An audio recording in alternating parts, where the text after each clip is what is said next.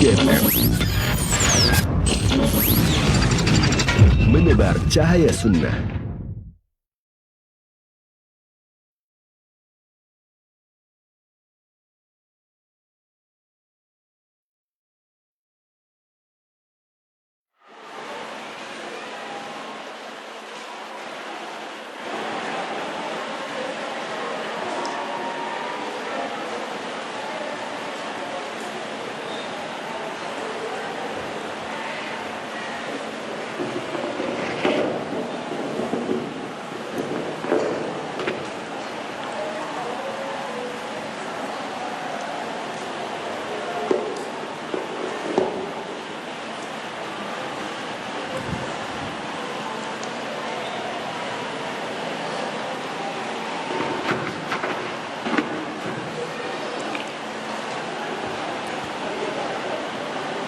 Assalamualaikum warahmatullahi wabarakatuh.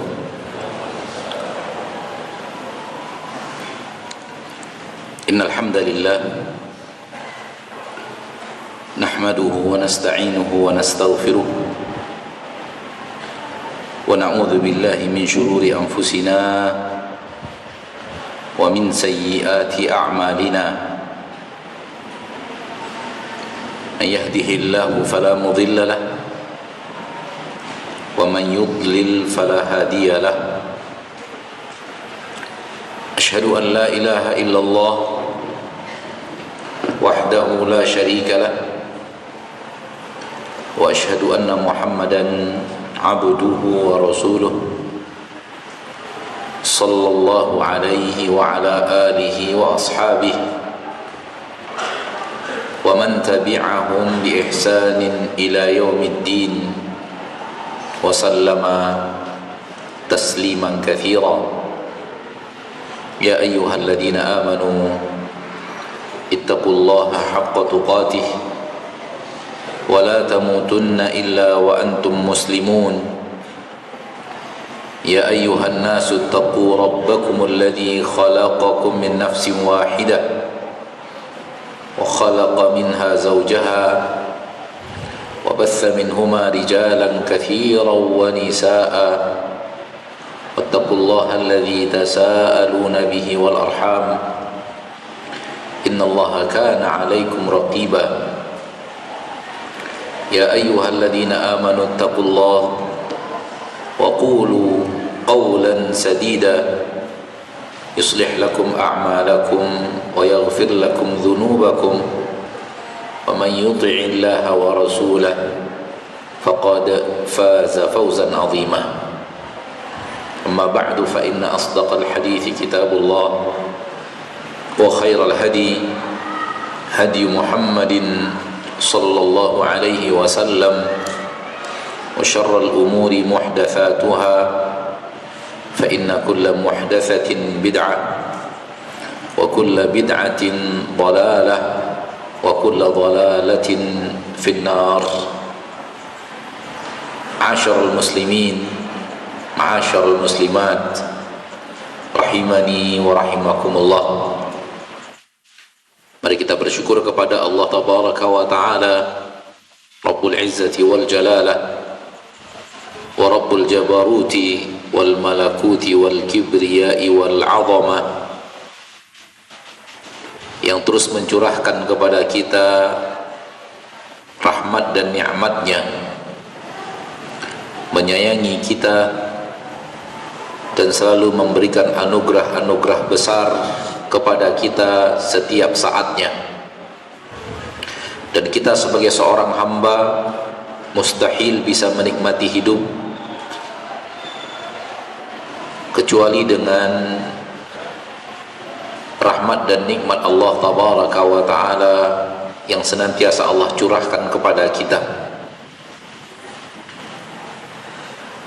Salawat dan salam kepada Nabi kita tercinta, Rasul kita yang mulia Muhammad bin Abdullah sallallahu alaihi wasallam, yang mana beliau telah mengajarkan kepada manusia seluruh kebaikan dan telah melarang manusia dari seluruh keburukan.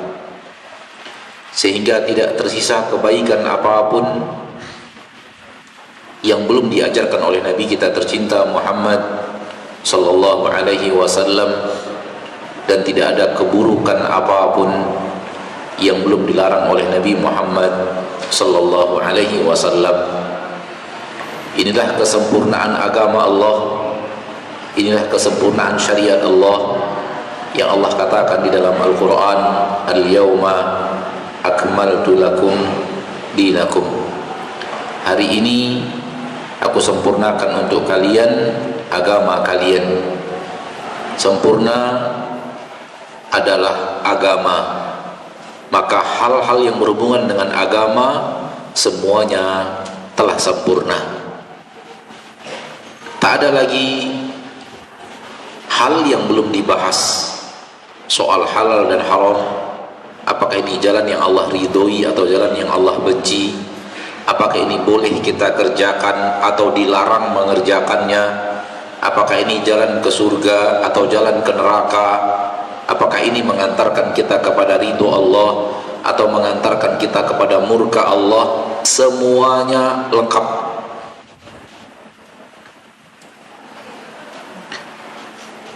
Sehingga manusia tidak membutuhkan siapapun setelah diturunkannya syariat untuk melakukan perubahan.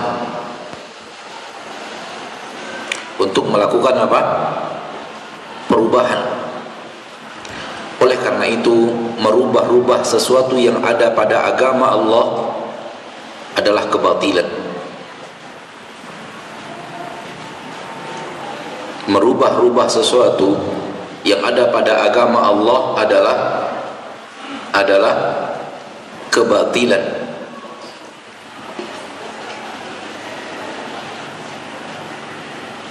Allah menyuruh solatnya jahar, lalu dia solatnya sir.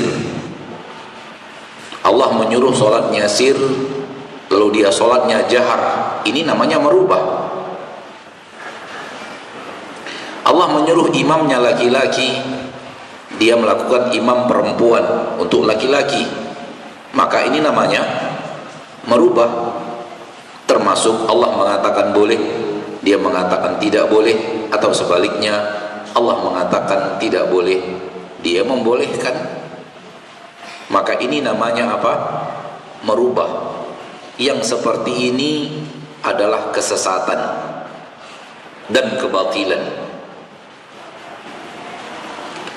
Adapun ketika itu bukan merubah,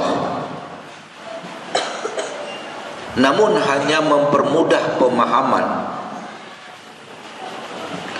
dengan membuat kesimpulan atau mungkin penamaan tanpa melakukan perubahan apapun pada agama Allah, maka ini bukanlah merubah.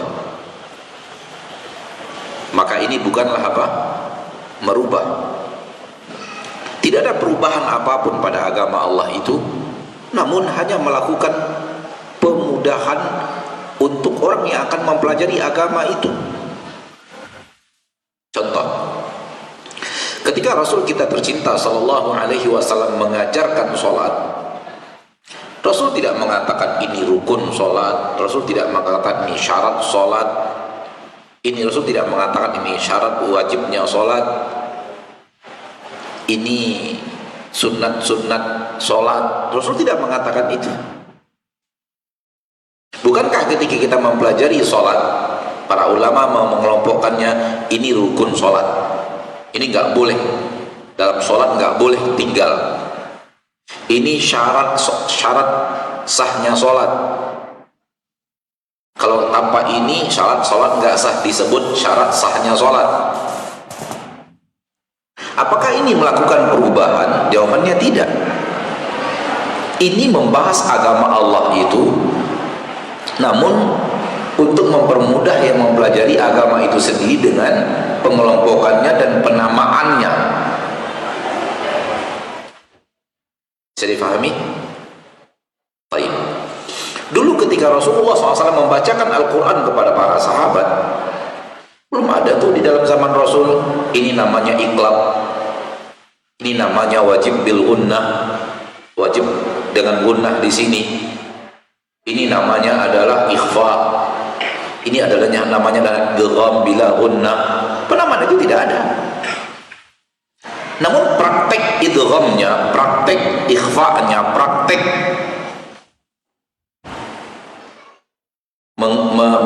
mentakhfifnya, mentafkhimnya, itu prakteknya ada. Namun penamaannya dengan ikhfa, penamaannya dengan iqlab, penamaannya dengan idgham, penamaan itu tidak ada. Ketika diadakan penamaan, itu bukan menambah apapun dalam agama Allah. Oleh karena itu para ulama menyebutnya ilmu wasilah. Wasilah yang dilakukan oleh para ahli ilmu untuk mempermudah memahami agama Allah. Di zaman Rasul belum ada ilmu nahwu seperti ilmu yang ada sekarang. Di zaman Rasul tidak ada ilmu bahasa Arab yang dipelajari sekarang dalam adab-adab balaghah bahasa Arab, penamaan ini, penamaan itu nggak ada. Tapi itulah bahasa mereka.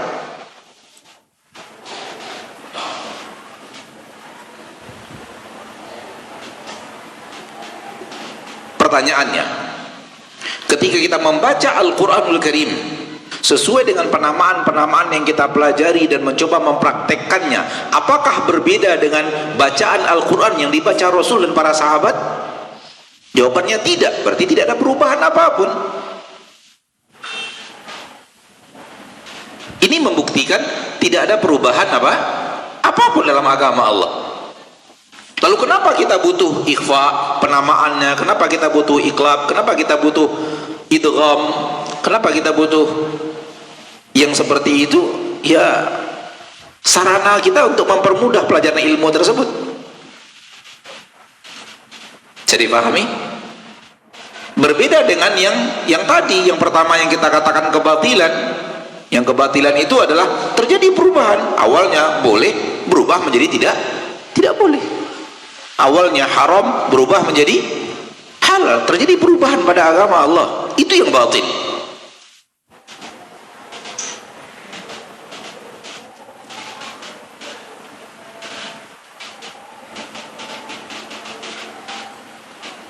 Maka ilmu sarana untuk mempelajari agama Allah yang sebenarnya itu bukanlah kebatilan. Itu bukanlah kebatilan. Salah satu yang sering diangkat ke permukaan adanya tauhid uluhiyah, tauhid rububiyah, tauhid asma wa sifat. Dianggap ini mengada-ngada. Rasul nggak pernah ngomong adanya tauhid terbagi 3. Akhi, ini adalah dari bab yang nomor 2, bukan bab yang pertama. Penamaan agar memudahkan. Terjadi perubahan pada agama Allah? Enggak. Apanya yang berubah?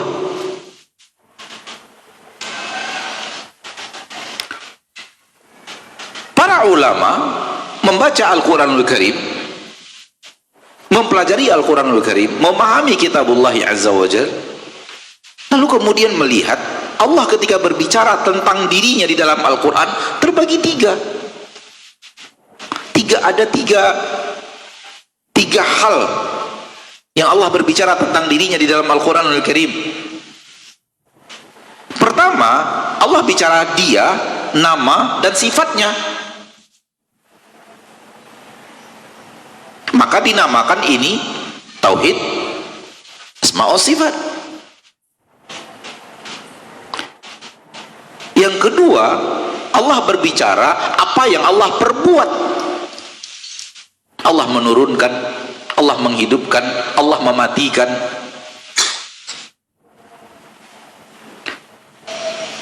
Allah berbuat, Allah mengatur, Allah yang mengirim angin,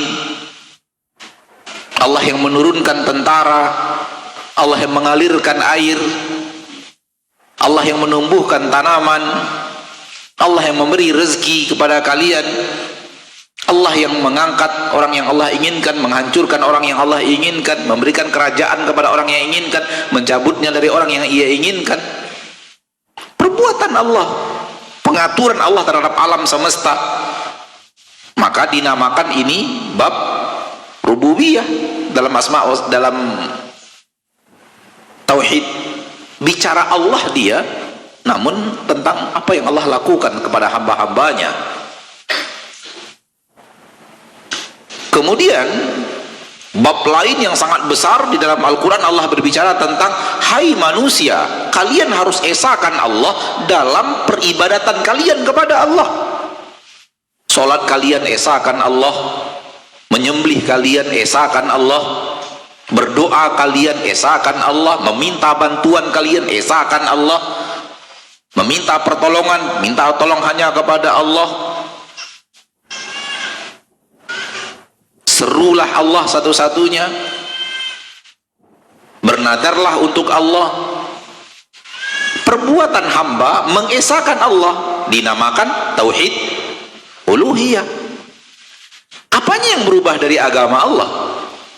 Tak ada yang berubah.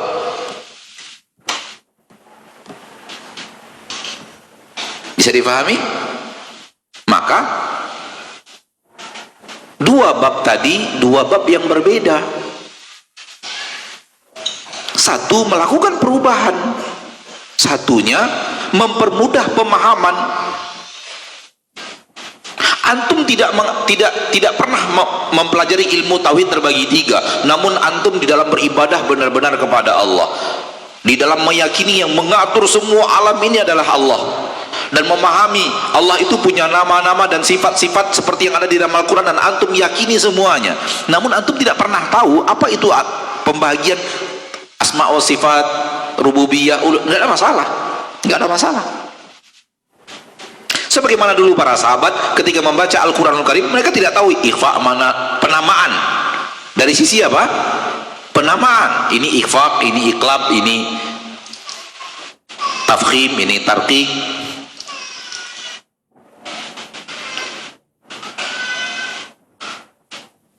Ada agamanya tanpa penamaan.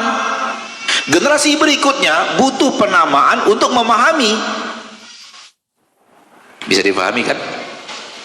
Terjadi perubahan? Enggak. Kalau boleh anak katakan, tinggal ngasih nama untuk sesuatu yang sudah ada agar nampak perbedaan. Hampir tidak ada yang protes penamaan tahiyatul masjid untuk sebuah nama sholat, padahal itu tidak pernah ada di dalam Al-Quran dan juga tidak pernah ada di dalam sunnah namanya. Dan hampir tidak ada yang protes penamaan tahiyatul masjid. Belum pernah kita dengar ada orang yang protes untuk penamaan sholat itu disebut dengan tahiyatul masjid. Sampai sekarang anda belum pernah dengar. Nggak tahu kalau antum pernah dengar, nggak tahu anda. Padahal penamaan sholat dengan tahiyatul masjid itu nggak ada dalam agama kita. Kalau dicari namanya di dalam Al-Quran, namanya di dalam hadis nggak ada. Tapi para ulama menyebutnya tahiyatul masjid, yaitu hadis Nabi SAW yang mengatakan, yang isinya adalah apabila kalian masuk masjid, jangan kalian duduk kecuali sholat 2 rakaat. Kalau kalian masuk masjid, jangan duduk sebelum sholat 2 rakaat. Nah, sholat 2 rakaat ketika ingin duduk di masjid dinamakan tahiyatul masjid. Siapa yang menamakannya? Para ulama. Ketika para ulama membuat nama tahiyatul masjid, berubah ke agama Allah? Enggak. Ada sesuatu yang ditambah dari agama Allah, di dalam agama Allah itu sendiri? Ada sholat yang ditambah? Enggak ada. Ada sholat yang tidak ada kemudian diadakan? Enggak ada. Itu sholat yang sudah ada lalu dinamakan tahiyatul masjid. Terjadi perubahan? Enggak ada perubahan. Apa yang terjadi? Pemudahan pemahaman.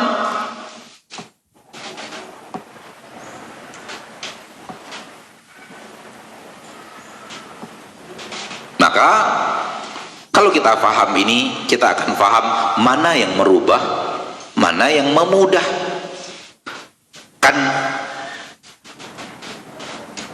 Yang memudahkan itu ilmu wasilah, penamaannya, pengelompokannya.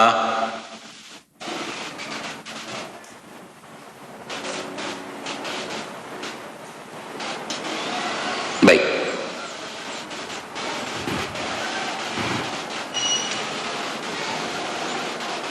Pada kesempatan yang berbahagia ini,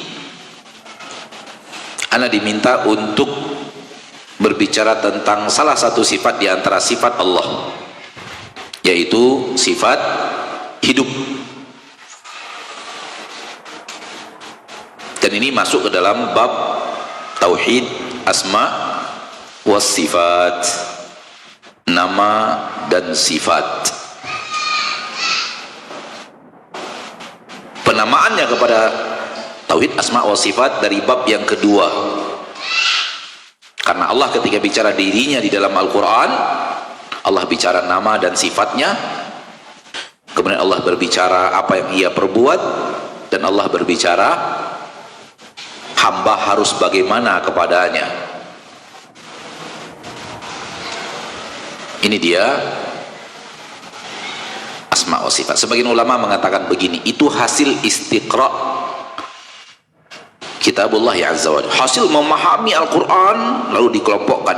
Ini bahasan-bahasan ayat yang berhubungan dengan nama dan sifat Allah. Ini ayat yang berhubungan dengan Allah maha mengatur, Allah maha berbuat, Allah maha menghidupkan, mematikan, memberi rezeki, menurunkan, mengangkat. Perbuatan Allah. Yang ini kelompoknya hamba harus mengesahkan Allah dalam ini, dalam ini, dalam ini, dalam segala peribadatan mereka. Ini pengelompokan. Nah, pengelompokan ini disebut dengan asma wa sifat, pengelompokan ini disebut dengan rububiyah, pengelompokan ini disebut dengan al-uluhiyah. Dan pada dasarnya dia adalah satu kesatuan berhubungan dengan hamba mengenal Rabb-nya. Allah, hamba mengenal Allah. Satu kesatuan. Kenal kepada Allah. Dan itulah pertanyaan dari 3 pertanyaan yang kalau kita mampu menjawabnya, selamat. Engkau kenal nggak kepada Allah? Malaikat bertanya, man rabbuk? Memang tak akan pernah ditanya tauhid terbagi berapa. Tapi engkau kenal nggak kepada Allah? Apabila engkau telah menyekutukan Allah dengan batu, berarti engkau tidak kenal kepada Rabbmu. Apabila engkau telah menyekutukan Allah dengan penjaga gunung dan laut, berarti anda tidak kenal kepada Allah. Pengenalanmu kepada Allah hancur, karena engkau telah tidak melakukan sesuatu yang harus engkau lakukan kepada Rabbmu. Wajib engkau lakukan itu hanya untuk Rabbmu. Bisa difahami tidak? Walau dia tidak tahu apa itu tauhid uluhiyah atau rububiyah, asma wa sifat, tapi dia benar-benar mengesahkan Allah, benar-benar mengimani apa yang Allah katakan tentang dirinya di dalam Al-Quran, selamat, karena dia telah kenal kepada Allah.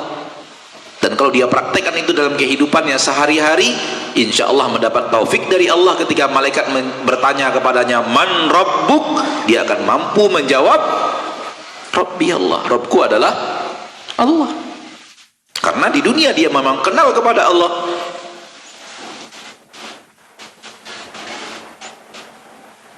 Pertanyaan kedua, madinuk, apa agamamu? Hal yang sama. Apakah kita belajar agama Allah atau kita ngikut-ngikut aja? Orang begitu, kita begitu. Orang begini, kita begini. Nggak pernah belajar. Apakah ini benar? Salahkah? Boleh atau tidak? Benar-benar dari Nabi atau tidak? Nggak pernah belajar. Bagaimana sholat yang sebenarnya? Nggak pernah belajar, hanya ikut saja. Orang sholat begitu, saya pun sholatnya begitu. Orang puasa begitu, ya saya pun puasanya begitu juga. Kalau benar-benar belajar dan dia amalkan, insya Allah ketika malaikat bertanya madinuk, dapat taufik dari Allah tabaraka wa ta'ala untuk menjawab dinil Islam. Pertanyaan ketiga, man nabiyuk, siapa nabimu? Belajar nggak tentang Nabi Muhammad SAW? Kenal nggak kepada Nabi Muhammad SAW? Apa yang dia perintahkan, apa yang dia ajarkan, benar-benar di dunia mengikuti Nabi atau tidak, atau ikut-ikutan orang lain, hanya ikut orang tua, hanya ikut guru, hanya ikut ustadznya, hanya ikut ulamanya, hanya ikut kiainya, tidak peduli apakah itu dari Nabi atau tidak. Kalau benar-benar kenal kepada Nabi SAW, mudah-mudahan dapat bantuan dari Allah, pertolongan dari Allah untuk mampu menjawab huwa Muhammadun sallallahu alaihi wasallam. Nah, demikian kaum muslimin dan muslimat agar difahami. Maka bicara tentang al-hayat, ilmu tentang Allah Maha Hidup, sifat hidup yang dimiliki Allah, ini bicara tentang asma, tauhid asma was sifat, salah satu daripada ilmu tauhid yang ada dalam Al-Qur'anul Karim.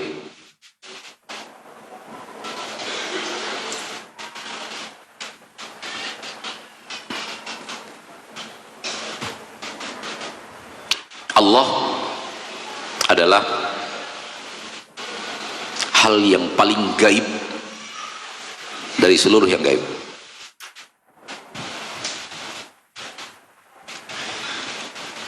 Allah adalah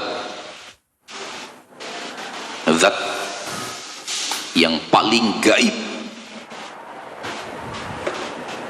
dari seluruh yang gaib. Yang gaib itu banyak. Yang gaib itu banyak. Dan kita diperintahkan Allah, diwajibkan dalam agama Allah untuk beriman dengan yang gaib itu. Di awal surah Al-Baqarah, alladzina yu'minuna bil ghaib. Sifat orang yang bertakwa, mereka sangat beriman dengan perkara-perkara gaib. Surga gaib, neraka gaib, malaikat gaib, bahkan ruh kita itu gaib. Namun Rasul pernah ke surga, Nabi Adam pernah di surga, Rasul pernah melihat neraka, malaikat-malaikat Allah pernah melihat neraka.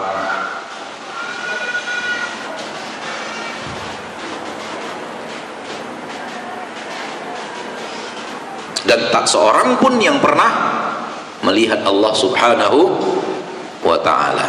Maka Allah adalah bahagian iman kepada Allah, adalah iman kepada yang gaib. Gaib, kita nggak bisa lihat, kita nggak bisa dengar, namun kita wajib beriman.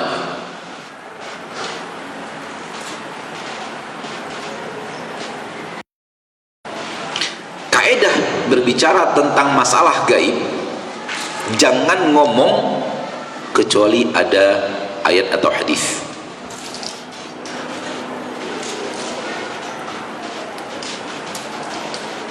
Jangan ngomong kecuali ada ayat dan hadis.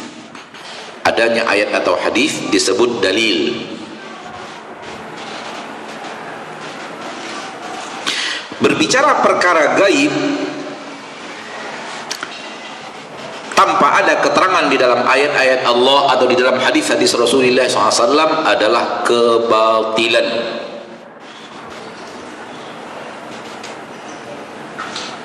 Hal yang batil. Kalau anda bicara sesuatu tentang perkara yang gaib, Allah tidak berbicara tentangnya dan Rasul tidak ada mengatakan itu.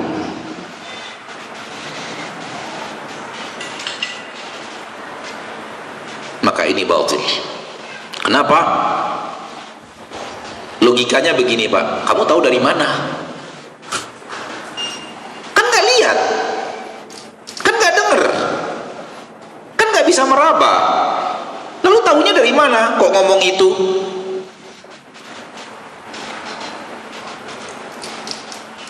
Ketika gaib berarti nggak bisa kita lihat, nggak bisa kita raba, nggak bisa kita dengarkan. Kita hanya bisa ngomong itu kalau ada berita yang benar, yang sahih tentang hal itu. Iya atau tidak? Antum tahu dari mana? Kalau halnya tidak gaib lalu antum bicara, ya wajar. Antum pernah lihat lalu antum ngomong, karena perkara masalahnya tidak gaib. Tapi sekarang masalah gaib, alat apapun yang antum pakai nggak akan mungkin pernah sampai ke surga. Alat apapun yang antum pakai nggak akan mungkin pernah bisa mendeteksi azab kubur, nikmat kubur. Lalu bicara itu tanpa dalil yang ada di dalam Al-Quran dan ataupun di dalam hadis. Antum bicara pakai apa? Pondasi pembicaraannya itu melalui pondasi apa gitu loh maksudnya.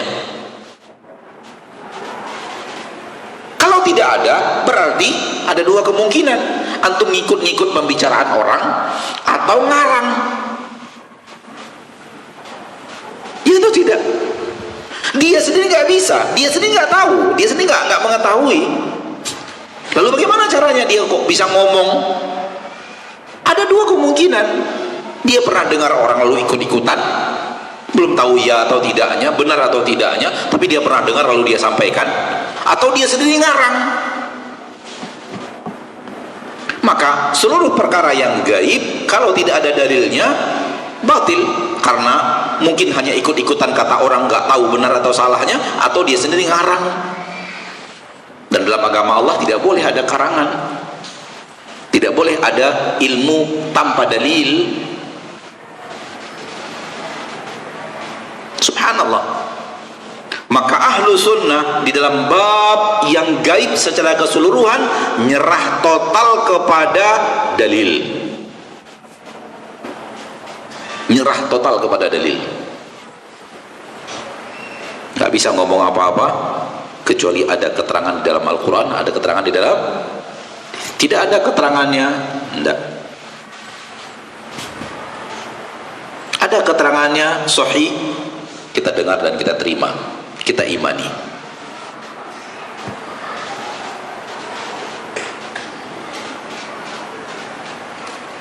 Oleh karena itu, hal-hal yang berhubungan dengan gaib jangan pernah bicara tanpa dalil.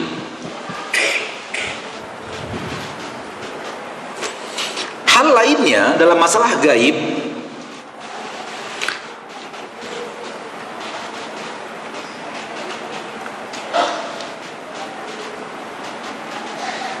jangan bermain logika. Jangan bermain apa? Logika.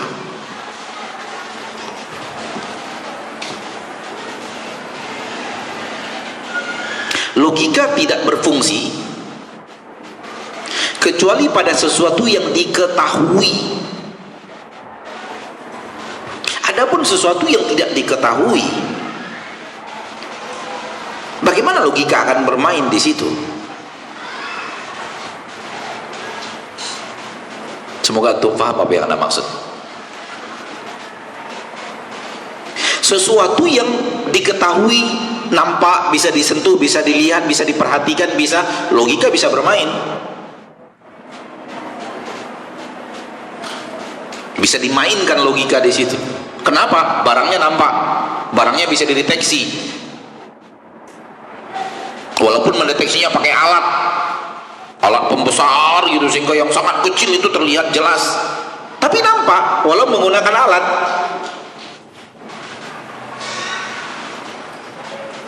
Silahkan bermain akal di sana, karena sesuatu yang bisa diketahui akal manusia. Namun perkara gaib, perkara yang kita tidak lihat, bagaimana logika akan bermain? Maka akidah Ahlussunnah wal Jamaah dalam perkara-perkara yang gaib tidak memainkan logika, nyerah total kepada dalil tanpa memainkan logika. Logikanya hanya sami'na wa ata'na kepada ayat Al-Quran, dan meletakkan ayat Al-Quran dan hadis sesuai dengan ayat dan hadis itu, sesuai dengan bahasan yang ada di dalam Al-Quran dan hadis itu. Sudah selesai. Ada di dalam Al-Quran dan hadis, kita katakan ada. Besar dikatakan dalam Al-Quran dan hadis, kita katakan besar.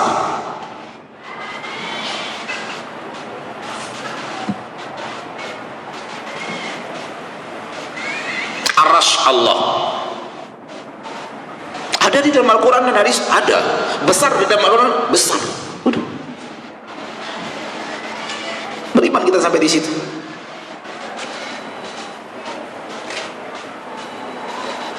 Adapun yang lainnya yang kita tidak tahu ayat dan hadisnya, kita tidak bicara. Lalu kemudian ada yang bermain logika, nggak mungkin ada arasy. Belum, Allah nyebut ada kok.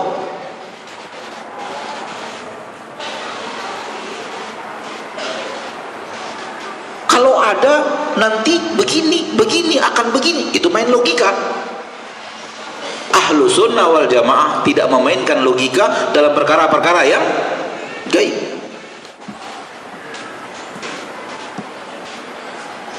Mereka bicara gini, arasy Allah lebih besar dari Allah atau lebih kecil? Atau sama besar dengan Allah? Itu permainan logika, Pak De. Kita tidak bicara. Allah mengatakan arasy itu besar, kita katakan Allah besar. Allah lebih besar dari arasy? Iya. Kenapa? Allah mengatakan Allahu Akbar. Allah lebih besar dari arasy? Iya. Karena ada ayatnya. Allah besar, lebih besar. Allah tidak ada lebih besar dari dia. Tapi Anda bermain akal.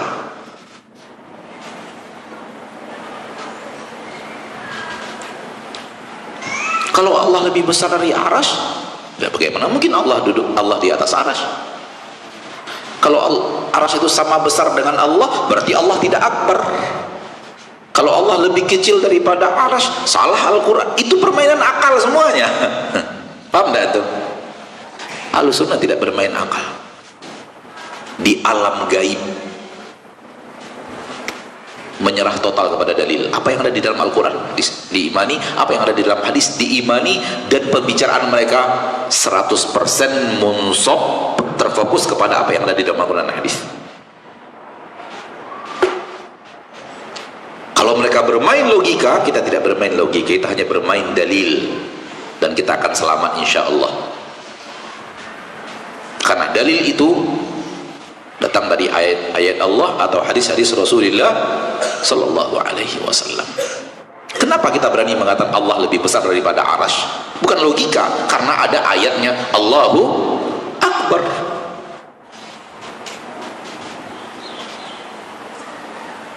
Karena ada hadis-hadis yang mengatakan tidak ada yang lebih besar daripada Allah.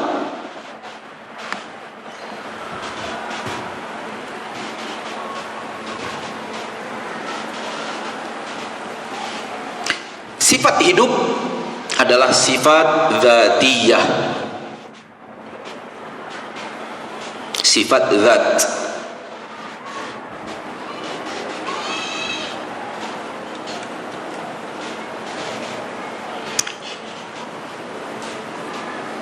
Ketika para ulama berbicara tentang sifat Allah, terbagi dua, sifat zat atau sifat fi'il. Sifat zat atau sifat apa?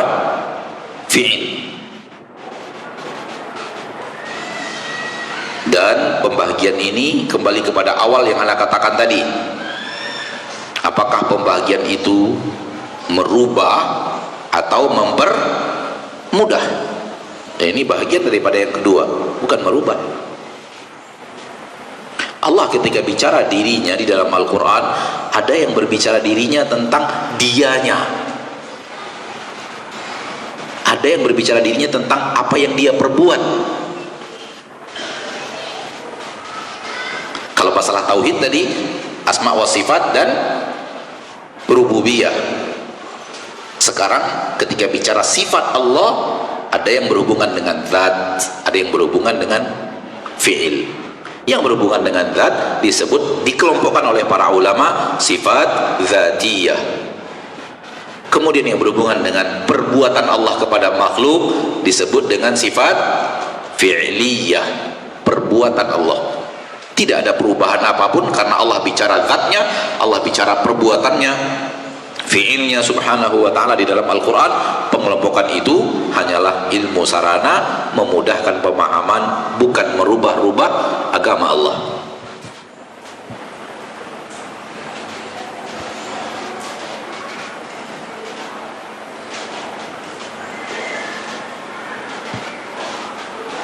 Bisa difahami? Sifat dzatiyah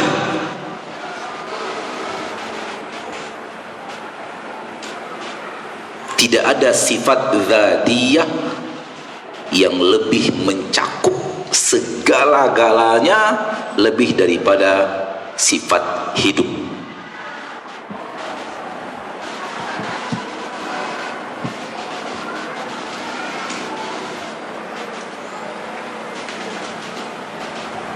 Dan tidak ada sifat fi'liyah yang mencakup segala-gala sifat fi'liyah lebih daripada al-qayyumiyah.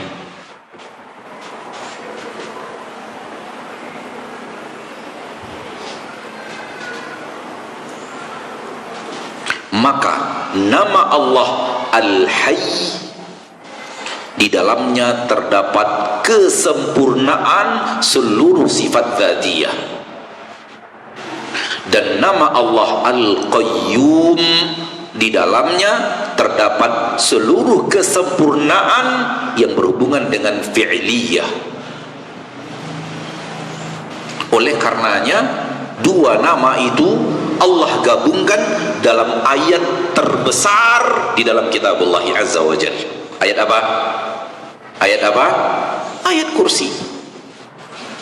Itu ayat terbesar di dalam Al-Quran.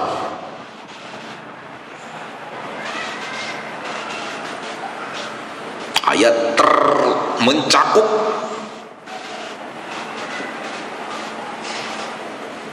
dan di dalamnya Allah membuat Al-Hayyu Al-Qayyum.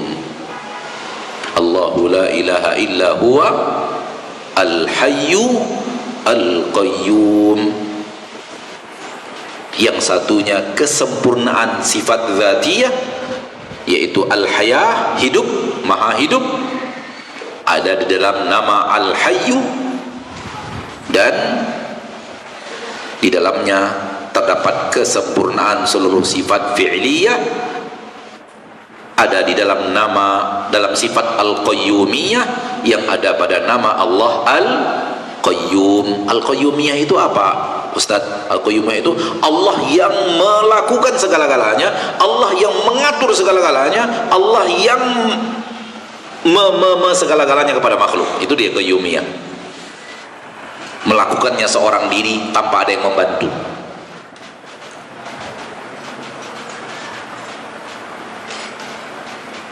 Dia yang mengatur segala-galanya, dia yang memiliki segala-galanya, dia yang mengarahkan segala-galanya, dia yang memberi izin kepada segala-galanya, dia yang mengangkat segala-galanya, dia yang menghidupkan segala-galanya, dia yang mematikan segala-galanya, dia yang menurunkan segala-galanya, dia yang mengangkat segala-galanya, dia yang memberi rezeki segala-galanya, dia yang memberikan izin kepada segala-galanya, dia yang itu ada dalam Qayyumiyah. Sifat Qayyumiyah yang ada pada nama Al-Qayyum. Maka Al-Hayyul Qayyum, kesempurnaan zat dan kesempurnaan fi'il. Ustaz, yang seperti ini kayaknya tidak ada di dalam Al-Quran. Coba antum cari, nampak kok di dalam Al-Quran banyak. Cuman penamaan, pengelompokan, paham gak maksudnya? Yang Anda bicarakan tadi ada sedikit pun yang keluar dari Al-Quran dan Sunnah? Enggak. Namun kenapa kita enggak nyadar? Karena kita kurang pendalaman seperti pendalamannya para ulama. Paham enggak maksudnya? Kok Anda baru sadar, Ustaz? Ya karena kita enggak kayak ulama yang hidupnya saban hari dengan Al-Quran dan Sunnah, sehingga melihat, oh ini arahnya ke sini, arahnya ke sini, oh ini kemari, ini bagiannya. Begitu aja sebenarnya. Oleh karena itu kita disuruh bertanya kepada orang yang benar-benar mendalami ayat-ayat Allah dan hadis-hadis Rasulullah sallallahu alaihi wasallam. Baca buku mereka, dengar muhadarah mereka, akan nampak mereka benar-benar mempelajari, memahami, benar-benar mendalami ayat Allah tabaraka wa taala, kemudian faham perbedaan antara ini dan itu, faham.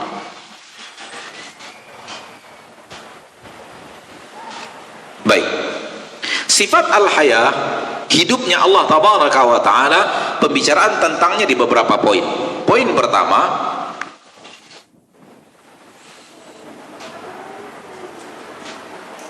sama penyebutan dengan makhluk namun beda hakikat. Sama penyebutan dengan makhluk namun beda apa? Beda hakikat.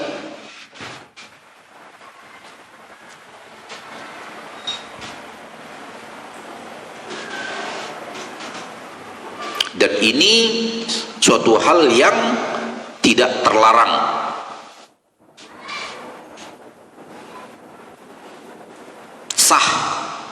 Sah maksudnya boleh, tidak batil. Sesuatu yang kita sebut tentang Allah sama penyebutannya dengan makhluk, sama penyebutannya dengan yang ada pada makhluk, itu tidak terlarang. Yang terlarang adalah menyamakan apa yang ada pada Allah sama dengan makhluk. Bukan penyebutan, tidak sama dalam penyebutan, tapi sama dalam kaifiyat dan hakikat. Itu nggak boleh.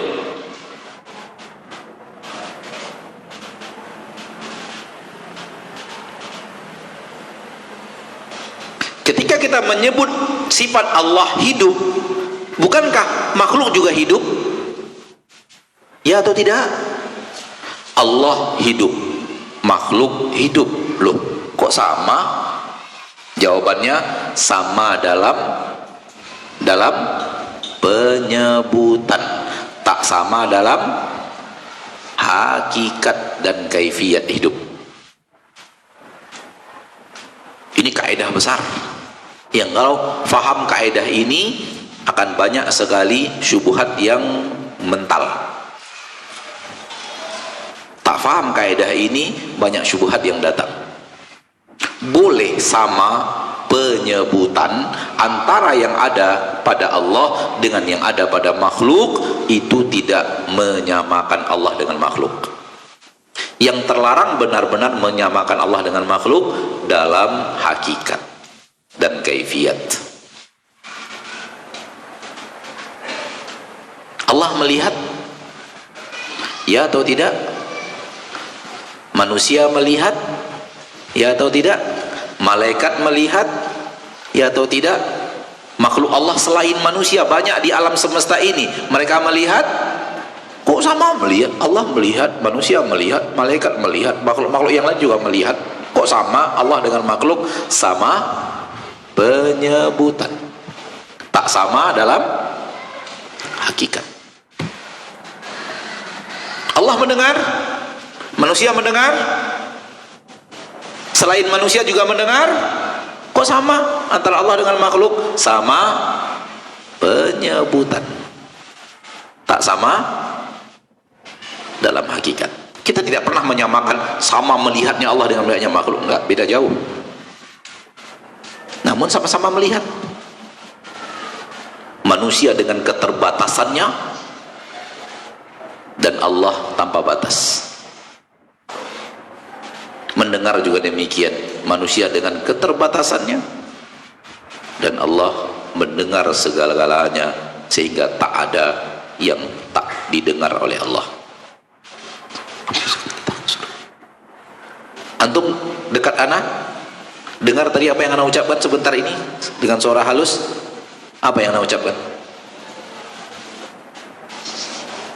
Apa? Enggak dengar loh, cuman dengarnya gitu aja.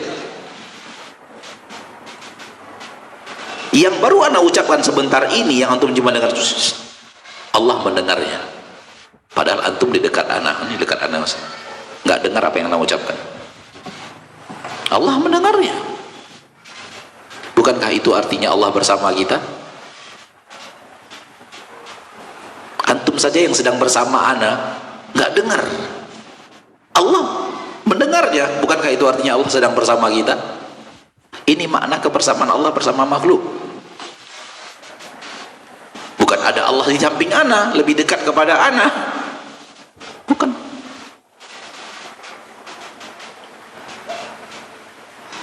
tadi yang ana ucapkan, semoga Allah memasukkan semua kita ke surganya.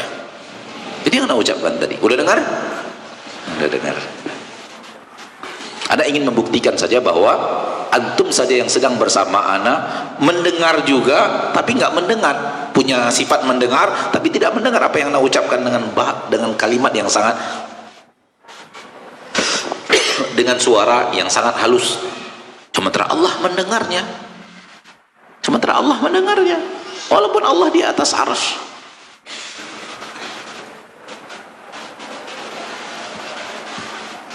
Baik, itu poin pertama. Allah hidup, makhluk hidup, tapi beda antara hidupnya Allah dengan hidupnya makhluk. Allah mendengar, makhluk mendengar, tapi berbeda antara mendengarnya Allah dengan mendengarnya makhluk. Allah melihat, makhluk melihat, tapi berbeda antara melihatnya Allah dengan melihatnya makhluk. Menyamakan penyebutan bukan berarti menyamakan Allah dengan makhluk, hanya sama penyebutan. Oleh karena itu, fahamlah kita ketika kita benar-benar mengimani apa yang ada pada Al-Quranul Karim tanpa merubah-rubahnya, tanpa bermain akal di dalamnya, tanpa memainkan logika. Kita benar-benar nyerah 100% kepada dalil dengan menggunakan pemahaman seperti yang poin pertama ini. Kita akan beriman Allah punya wajah, makhluk punya wajah, beda antara wajah Allah dengan wajah makhluk. Allah punya tangan, makhluk punya tangan, beda antara tangannya Allah dengan tangannya makhluk. Allah punya mata, makhluk punya mata, beda antara mata Allah dengan mata makhluk. Allah punya jari jemari, makhluk punya jari jemari, beda antara jari jemarinya Allah dengan jari jemarinya makhluk. Kalau faham kaidah yang tadi, tak menyamakan Allah dengan makhluk, enggak, hanya sama penyebutan. Dan menyamakan penyebutan bukan menyamakan Allah dengan makhluk.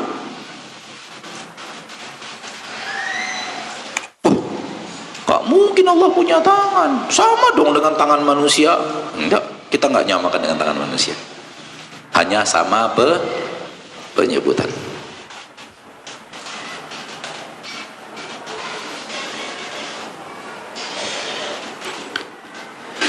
Hidupnya Allah berbeda dengan hidupnya makhluk secara hakikat. Poin kedua, hidupnya Allah berbeda dengan hidupnya makhluk secara hakikat.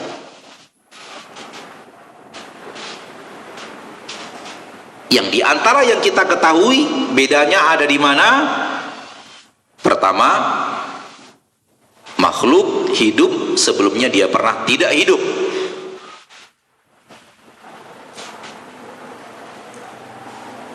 Sementara Allah tidak. Allah tidak pernah tidak hidup. Paham nggak maksudnya? Tidak pernah tidak hidup. Paham kan? Bahasa anak jelas kan? Yang anak maksud jelas. Antum sebelum hidup, hidup nggak? Enggak kan? Yang lahir pada tahun 80, di mana dia pada tahun 70? Nggak ada, karena dia belum hidup. Berarti sebelum hidup kita pernah tidak hidup. Allah tidak seperti itu. Allah hidupnya tidak bermula. Perbedaan kedua, makhluk ini setelah hidup dia akan tidak hidup.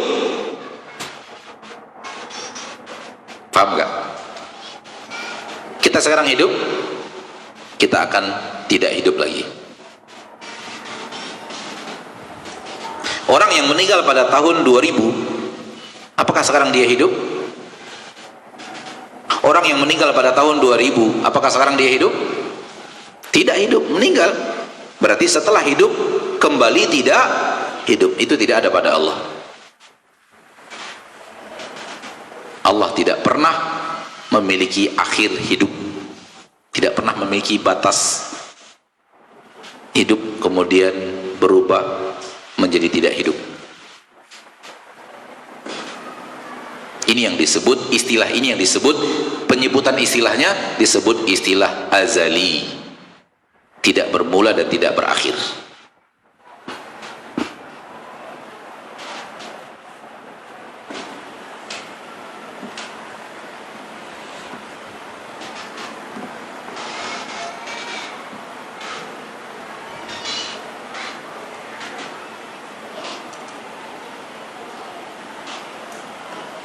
Poin berikutnya agak sedikit butuh konsentrasi. Atau sudah konsentrasi ya lihat, tapi butuh konsentrasi lagi. Siap-siap untuk butuh konsentrasi. Sifat hidup benar-benar sifat yang dimiliki Allah.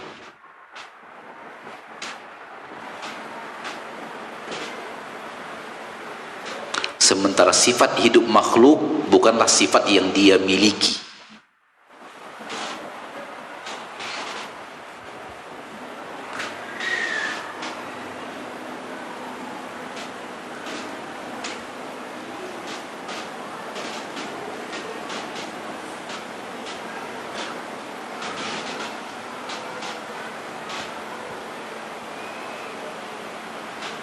Apa maksudnya?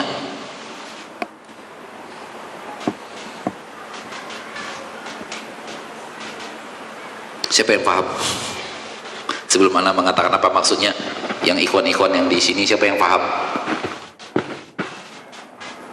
Silakan.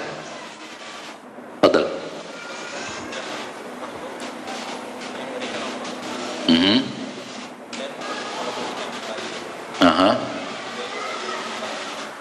Sifat hidup yang ada pada makhluk, yang memberikannya adalah Allah, dan dia akan dimatikan kembali, mengarah dan sudah bagus. Sifat hidup kita bukan kita yang memilikinya, karena kalau kita yang memilikinya, kita bisa mempertahankannya supaya tidak hidup.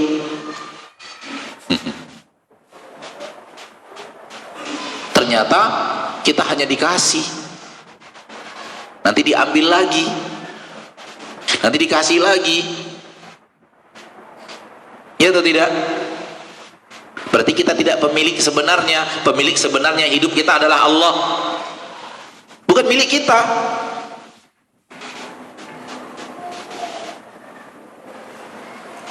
Sementara hidup milik Allah adalah milik Allah, nggak akan ada yang bisa mengambil darinya. Dan dia tidak pernah diberi untuk mendapatkan hidup itu. Memang sifat zat Allah tabaraka wa ta'ala.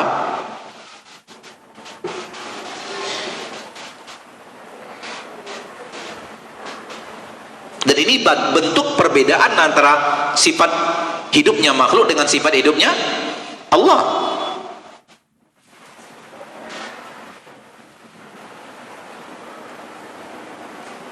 Dalam kalimat yang sangat singkat, hidupnya makhluk bergantung kepada pemberian Allah, sementara Allah tidak punya ketergantungan kepada apapun dalam kehidupannya.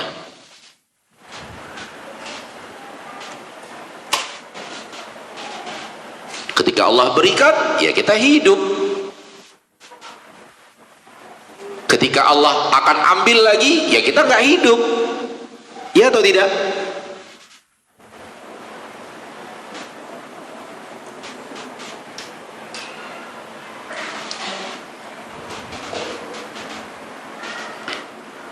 Kalau antum paham ini, ana akan mengatakan bahwa yang hidup satu-satunya hanyalah Allah.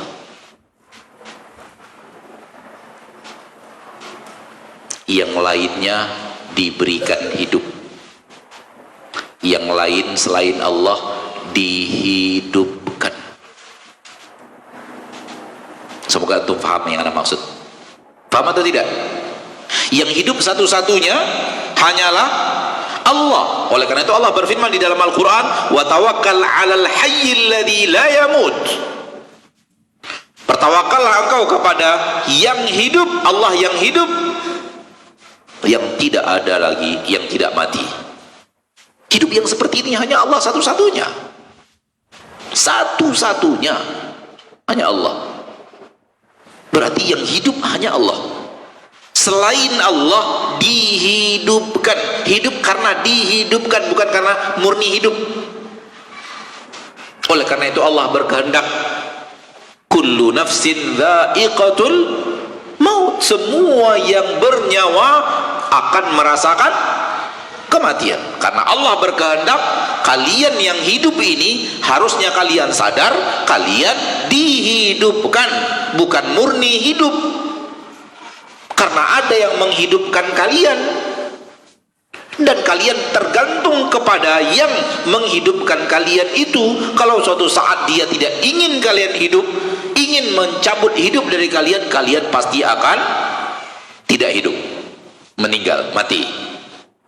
Dan itu semua makhluk hidup, termasuk para malaikat, termasuk malaikat pencabut nyawa. Karena seluruh yang namanya hidup pasti akan merasakan kematian. Agar Allah memberitahu kepada makhluknya, yang hidup satu-satunya hanyalah Allah. Adapun kalian bukan hidup, namun dihidupkan. Sangat beda. Kalau dihidupkan bergantung kepada siapa yang menghidupkan. Adapun yang hidup, dia tidak tergantung kepada siapapun. Hidup itu milik dia, punya dia.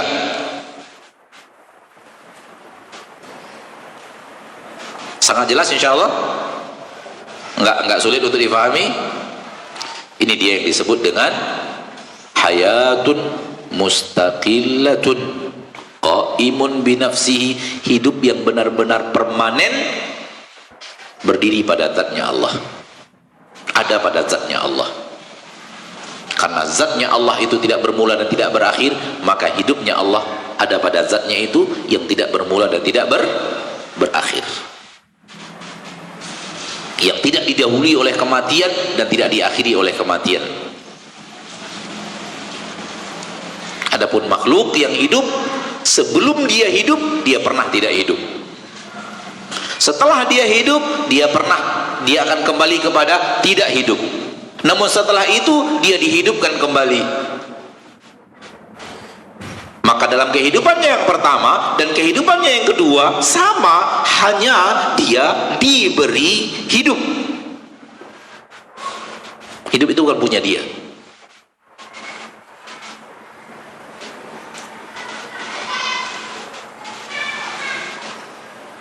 Difahami? Baik.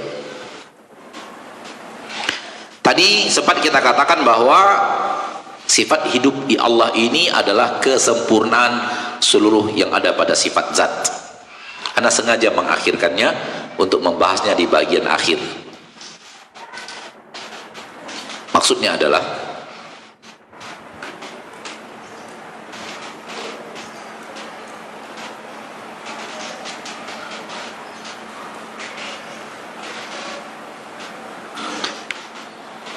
agak sulit lah ngomongnya, tapi mudah-mudahan tuh paham. Orang yang hidup, orang, kita bicara makhluk dulu, orang yang hidup, kalau dia hidup nggak bisa melihat, nggak bisa mendengar, nggak bisa berjalan, nggak bisa membentangkan tangannya, nggak bisa mengucapkan kata-kata, maka hidupnya nggak sempurna, kan? Paham nggak? Baru disebut sebuah kesempurnaan hidup kalau dia punya beraneka ragam, yang itu adalah kesempurnaan hidupnya. Paham? Baik.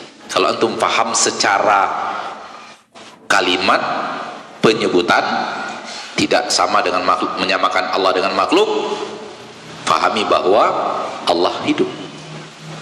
Tapi berarti hidup ini juga Allah melihat, Allah mendengar, Allah menyaksikan, Allah tabaraka wa ta'ala mengetahui, Allah tabaraka wa ta'ala memiliki aneka ragam sifat yang lain yang dia adalah kesempurnaan hidup itu sendiri. Jadi oleh karena itu tadi dari awal Anda sudah katakan, sifat hidup yang dimiliki oleh Allah tabaraka wa ta'ala kesempurnaan sifat zat. Karena tanpa hidup itu tidak berguna bagi makhluk. Ada orang hidup tapi dia nggak sadar siapa dirinya karena sedang di ruang ICU. Ala kulli hal, berarti sifat hidup itu menunjukkan adanya sifat mendengar, adanya sifat melihat, adanya sifat memperhatikan, ada sifat berilmu, adanya sifat maha kuasa, adanya sifat maha perkasa, adanya sifat maha sempurna, adanya sifat maha kasih dan sayang, adanya sifat, karena dia kesempurnaan daripada kehidupan itu sendiri. Penyebutannya seperti itu, hakikatnya ada pada Allah Ta'ala. Sampai di sini materi yang bisa Anda sampaikan secara materi pada kesempatan yang berbahagia ini. Waktu yang tersisa kita gunakan untuk menjawab beberapa pertanyaan. Wassallallahu wasallam wa baraka wa an'am ala abdihi wa rasulihi Muhammad. Baik, syukran jazakumullah khair kepada Ustadz atas materi ilmu yang telah disampaikan. Insyaallah selanjutnya kita akan bacakan pertanyaan-pertanyaan dari jamaah. Baik, langsung saja Ustaz. Pertanyaan yang pertama. Assalamualaikum warahmatullahi wabarakatuh. Ustaz, semoga Allah merahmati Ustaz dan kaum muslimin. Pertanyaannya, bagaimana mendidik anak perempuan sesuai syariat Islam di zaman sekarang dan menjadi orang tua yang sesuai syariat? Syukran Ustaz.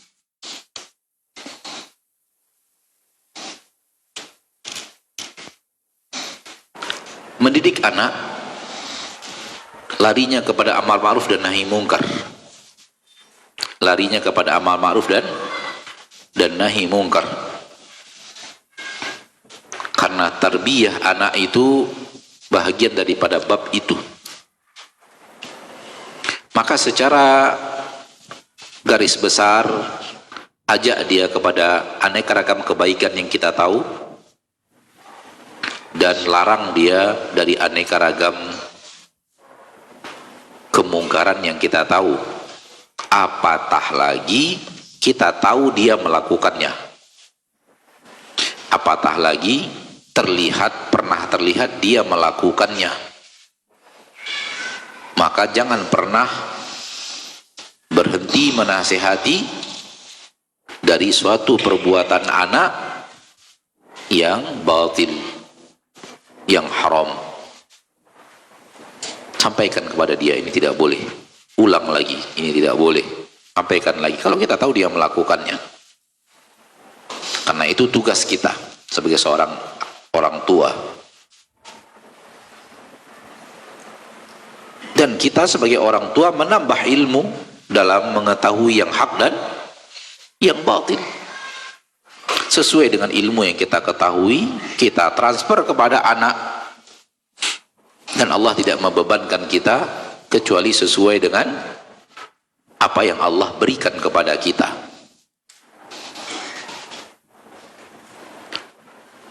Kemudian awasi juga dengan siapa dia berteman. Orang tua juga harus tahu bagaimana pertemanan, pergaulan si anak, agar kemudian dia bisa mengarahkan anaknya kepada berteman dengan orang-orang baik. Jangan asal teman, karena kadang pengaruh buruk tidak dari orang tua tapi dari teman-temannya.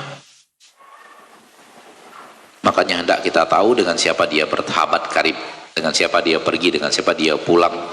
Kalau dijemput kawannya, siapa kawannya yang jemputnya. Kalau dia ke rumah temannya, ke rumah siapa. Agar kemudian kita bisa berusaha untuk mengetahui dia berteman dengan orang-orang yang baik, agar kemudian dia tidak mendapatkan pengaruh buruk dari teman-temannya itu. Wallahu a'lam. Baik, selanjutnya Afwan Ustadz, mohon penjelasannya dan tanggapannya mengenai sebuah pernyataan ikhtiar atau usaha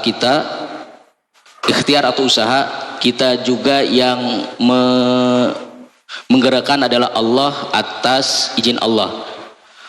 Korelasi dengan usaha dan atau ikhtiar kita untuk beribadah dan beramal beramal soleh juga atas kehendak dan izin Allah, berbuat maksiat atau dosa juga apakah atas izin Allah, karena Allah maha berkehendak dan yang menggerakkan semua makhluk. Apakah ini pemikiran yang benar?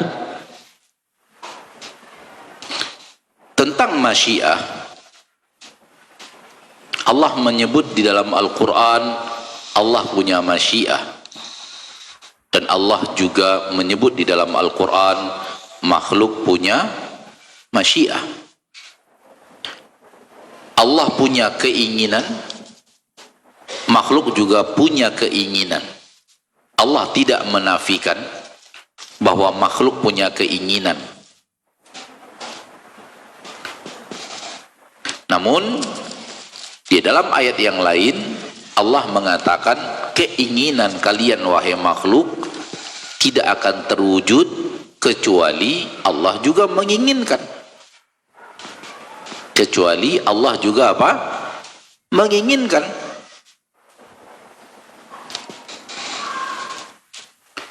Lihat firman Allah di dalam Al-Quran surah Al-Kahfi. Wa qulil haqqu min rabbikum faman syaa'a falyu'min wa man syaa'a falyakfur. Ini tegas sekali di dalam ayat ini bahwa Allah menyatakan kalian itu punya keinginan. Kalian itu wahai manusia, di dalam diri kalian itu ada keinginan. Kalian berbuat baik keinginan.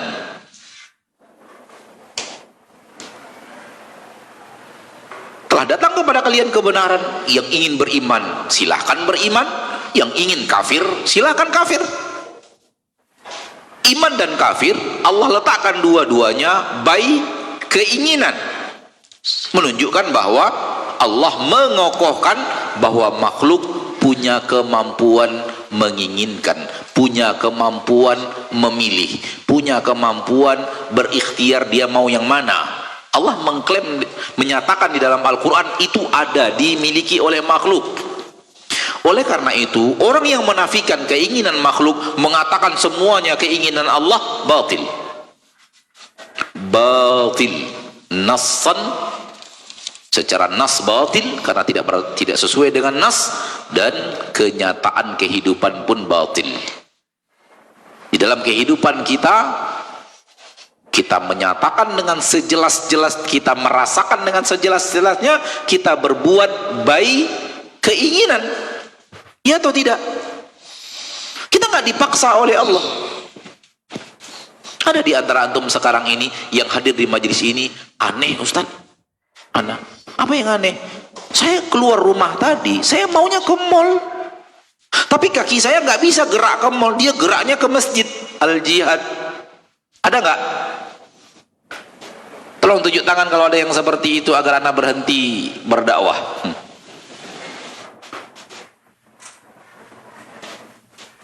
Karena ternyata ilmu anas batil. Manusia semuanya bergerak, semuanya karena keinginan Allah. Dia tidak punya keinginan sama sekali, dia hanya digerakkan. Bagaikan mic ini digerakkan ke atas, ke bawah, ke atas. Dia tidak punya kehendak,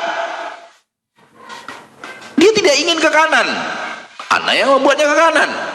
Dia tak ingin ke atas, anak yang menginginkannya ke atas. Manusia nggak begitu, Pak D. Nggak begitu manusia. Manusia punya keinginan ke atas, manusia punya keinginan ke bawah, manusia punya keinginan ke masjid, manusia punya keinginan ke mall, manusia punya keinginan ke tempat dugem, tempat maksiat. Ada nggak orang yang tiba-tiba maling tanpa niat? Nggak ada niat maling, Ustaz. Tahu-tahu saya udah bongkar ruku orang, saya baru sadar sendiri kalau sudah berhasil maling. Ada? Nggak ada. Ini menunjukkan bahwa manusia punya keinginan. Jangan nafikan dari manusia keinginan itu, karena di dalam ayat Al-Quran Allah menetapkan adanya keinginan. Namun di dalam ayat yang lain Allah katakan walaupun kalian ingin, kalau Allah tidak ingin nggak bisa. Walaupun kalian ingin, kalian ingin, kalau Allah ingin baru terjadi.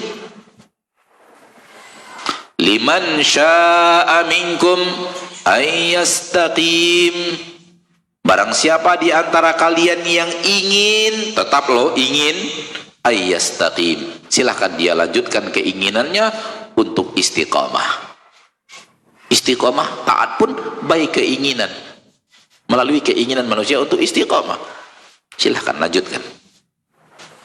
Wa ma tasyauna illa ayyasha Allahu Rabbul Alamin. Dan tidaklah kalian berkeinginan melainkan Allah juga berkeinginan. Rabbul Alamin, pengatur semua alam.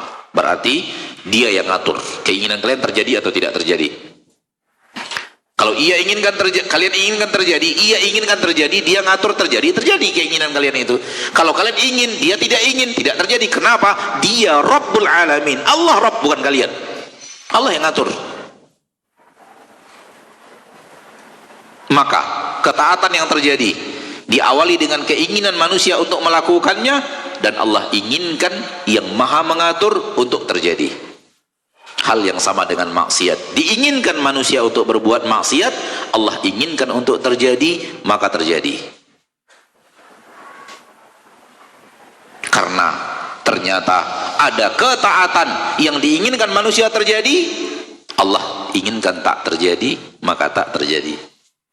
Ada kemaksiatan yang diinginkan manusia terjadi, Allah menginginkannya tidak terjadi, maka tidak terjadi. Kenapa? Karena yang ngatur bukan manusia, yang ngatur adalah Allah, karena dia Rabbul Alamin.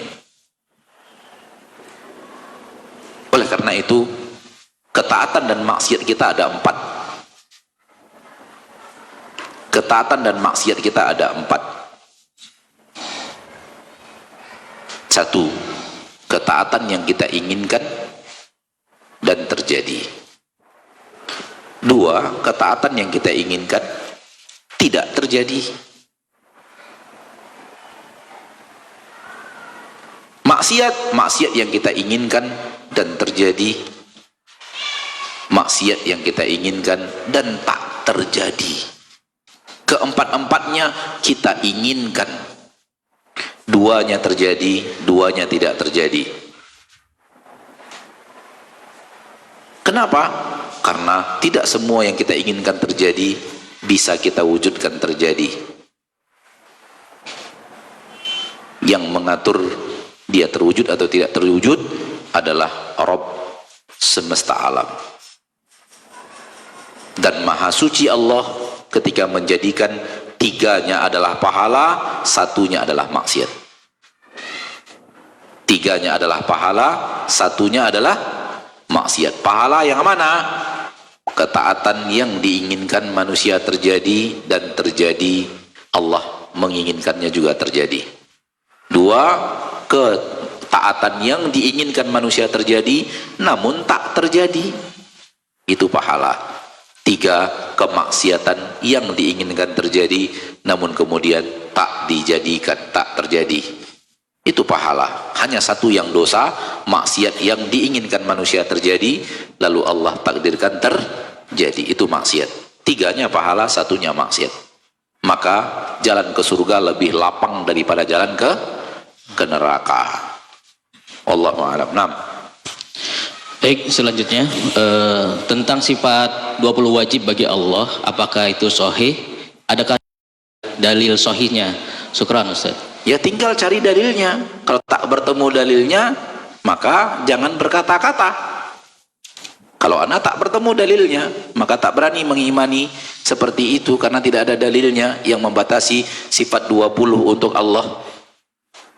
Tidak ada dalilnya yang kita ketahui, maka kita tidak berani mengimani. Kenapa? Seluruh yang berhubungan dengan gaib harus pakai dalil. Tak ada dalilnya berarti ngikut orang sebelumnya atau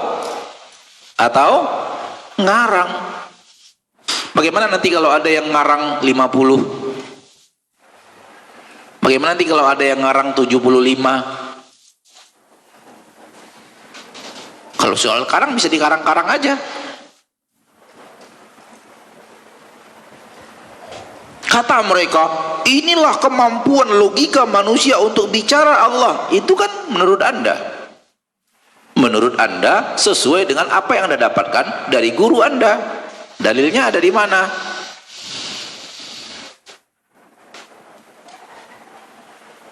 Maka Ana tidak tahu dalilnya, karena itu Ana tidak mau mengimaninya, tidak mau mengikutinya, karena Ana tidak tahu dalilnya. Wallahu a'lam. Selanjutnya, ketika terjadi kasus penyepelean terhadap syirik besar kepada Allah dengan anggapan bahwa setelah melakukan syirik besar kepada Allah, dia cukup melakukan sholat, di mana di dalam sholat ada syahadat, sehingga ia tidak perlu masuk Islam kembali. Mohon penjelasannya Ustaz, bagaimana cara untuk meluruskan pemahaman tersebut? Apa yang terjadi apa tadi? Syirik besar. Syirik besar. Jadi cukup sholat saja, tidak perlu harus masuk Islam lagi. Kapan seseorang dikatakan taubat? Apabila terpenuhi pada dirinya 3 syarat taubat. Maka seseorang yang berbuat dosa besar, kalau 3 syarat taubat itu terpenuhi, maka dia telah taubat. Maka dia telah apa? Telah taubat. Dan 3 syaratnya masyhur dibicarakan oleh para ulama, para ustadz. Pertama, menyesali dosa yang telah terjadi. Ada penyesalan. Dan Allah Maha tahu isi hati kita nyesal atau tidak. 2, meninggalkan dosa itu. Maka tidak ada yang namanya taubat kalau belum meninggalkan. Yang ketiga, punya tekad untuk tidak ingin kembali melakukannya. Dan Allah Maha tahu isi hati itu apakah ada tekad untuk tidak lagi akan melakukan. Kalau ada 3-tiganya, maka taubat telah sempurna dan dia telah sampai kepada jenjang taubatan nasuha. Soal kemudian dia bersyahadat sebelum sholat atau dia ucapkan di dalam sholat, ini bukan bahasan yang harus diperdebatkan. Dan orang yang taubat dari syirik kemudian dia istighfar kepada Allah dan bersyahadat sendiri, atau dia kembali kepada Allah lalu melakukan sholat, lalu dia telah bersyahadat di dalam sholat, dia telah bertaubat daripada dosa besarnya. Dia berhubungan dengan syarat-syarat taubat dan tidak berhubungan dengan kapan dan harus bagaimana mengucapkan syahadat. Nah, Selanjutnya, bagaimana dengan orang yang percaya dukun atau sihir, jelangkung, hantu yang menghuni rumah-rumah kosong atau rumah-rumah yang lama tidak dihuni? Apakah itu termasuk syirik, Ustaz?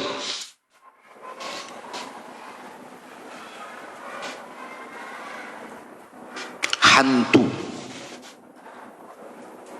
Apabila kita membaca syariat dengan baik dan benar, kita akan menemukan bahwa jin adalah makhluk yang bisa menampakkan diri, dan dia bisa menampakkan diri dengan aneka ragam bentuk perubahan pada dirinya.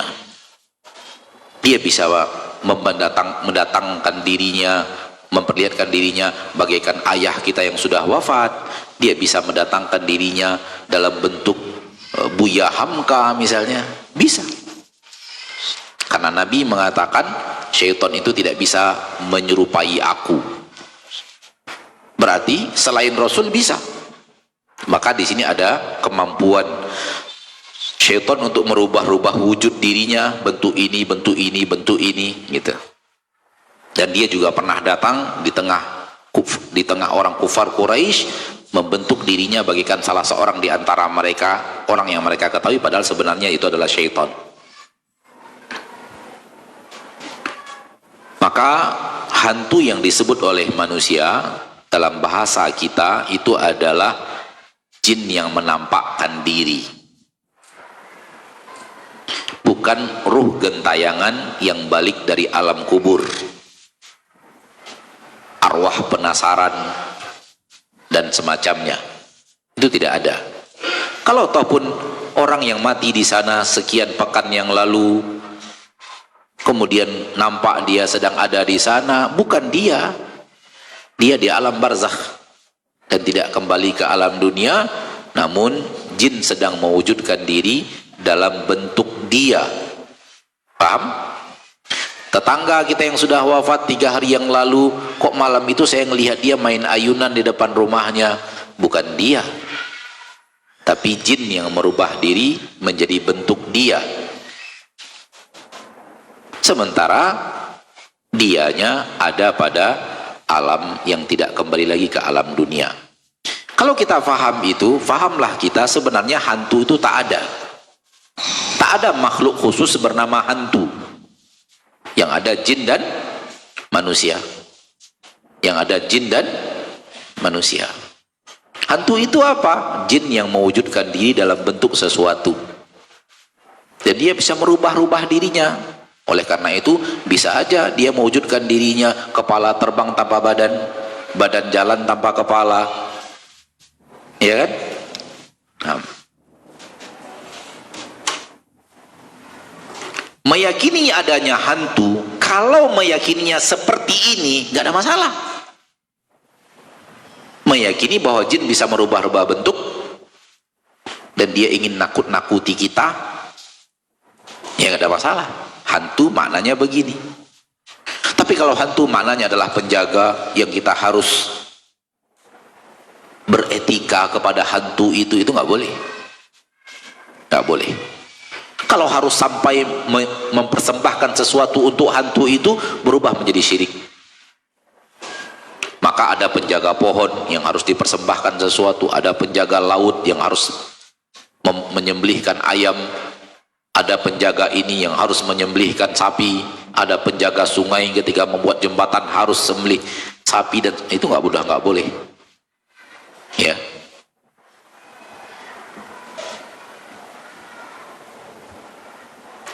Hantu itu rata-rata jarang yang bertemu.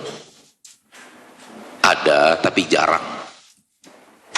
Oleh karena itu Anda bisa pastikan semua kita yang hadir di sini ada kemungkinan gak pernah bertemu hantu. Ada kemungkinan tak pernah bertemu langsung hantu.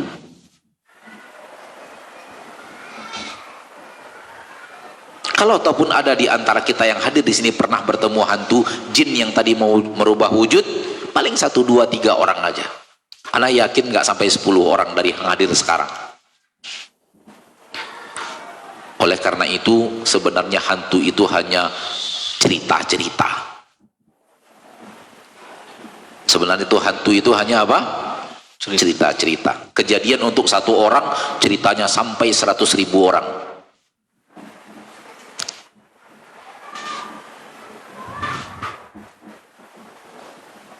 Dan hantu yang menampakkan diri itu, jin yang menampakkan diri itu, yang kita sebut hantu itu, sebenarnya apa? Jin. Dia menampakkan dirinya kepada manusia untuk nakut-nakuti manusia. Tujuannya apa? Kalau manusia sudah takut, itu gampang disuruh. Dia udah takut nih sama penjaga laut, gampang disuruh sembelihkan ayam. Dia udah takut nih sama hantu penjaga pohon itu, dia gampang disuruh letakkan telur busuk. Paham gak? Nanti pasukannya datang itu. Oh, penjaga itu minta sembelihan angsa. Oh, penjaga itu minta disembelihkan kambing. Gampang disuruh kalau sudah apa? Sudah takut. Oleh karena itu cara ngelawannya jangan takut, harus berani.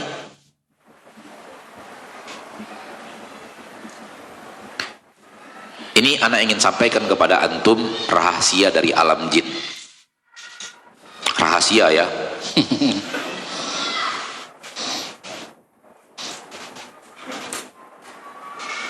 Jin ketika menampakkan dirinya kepada manusia, dia pun menampakkan dirinya dalam keadaan takut. Karena jin kalau sudah dipegang oleh manusia, dia tidak bisa kembali ke alam jinnya. Dia nggak bisa menghilang lagi. Oleh karena itu, dia nggak berani sembarangan muncul. Dia mau muncul tuh lihat-lihat orang ini berani apa tidak, berani apa tidak. Kayaknya orang ini penakut nih, baru dia nampakkan dirinya.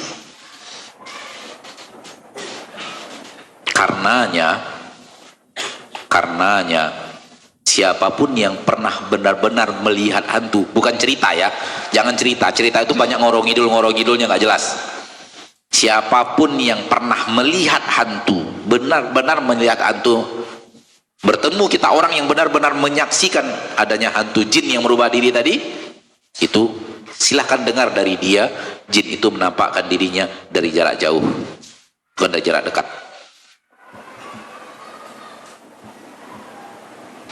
Tahu kenapa? Karena kalau kita berani, dia punya kesempatan panjang untuk lari. Dia kan ingin nakuti kita. Ternyata kita nggak takut. Kita maju, dia lari. Percayalah antum. Kalau antum bertemu yang menampakkan diri, dekat antum ke dia, lari dia tuh. Karena sebenarnya adu keberanian aja. Siapa yang lebih takut, dia yang lari duluan. Maka kunci berhadapan dengan hantu itu hanya berani. Siapa yang berani, siapa yang takut, dia yang akan lari. Kalau manusianya berani, jinnya yang akan lari. Kalau jinnya berani, manusia yang lebih takut, manusia yang akan lari. Namun kebanyakan manusia sih yang lari duluan.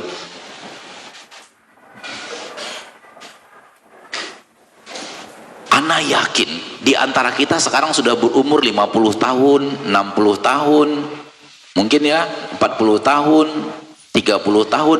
Selama 50 tahun itu nggak pernah sekalipun melihat hantu. Kok takut sih? Aneh. Bertemu aja sekali dalam 50 tahun nggak pernah, takut gitu.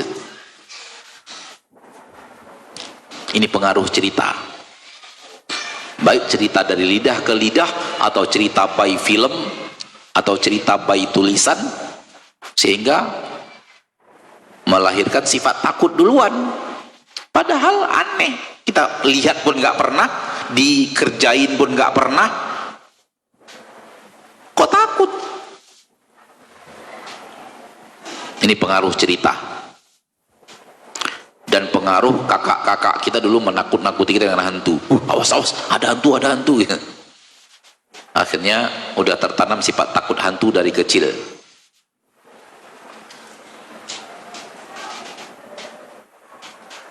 "50 tahun hidup nggak pernah ketemu hantu, kok takut sih?" Ketemu aja belum pernah selama 50 tahun seumur hidup.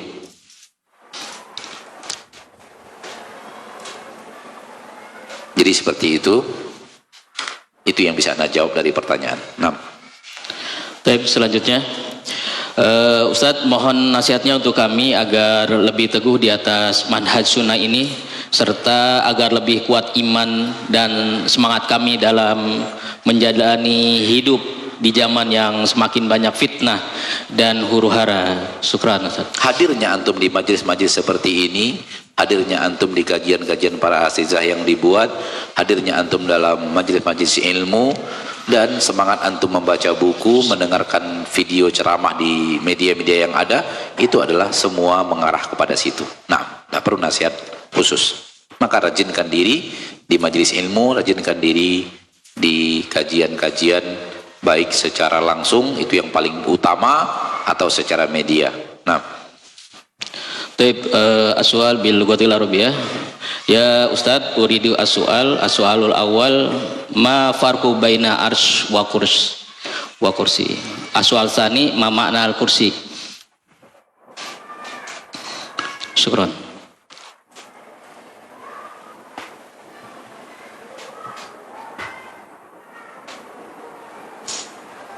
apa perbedaan antara arsy dan kursi?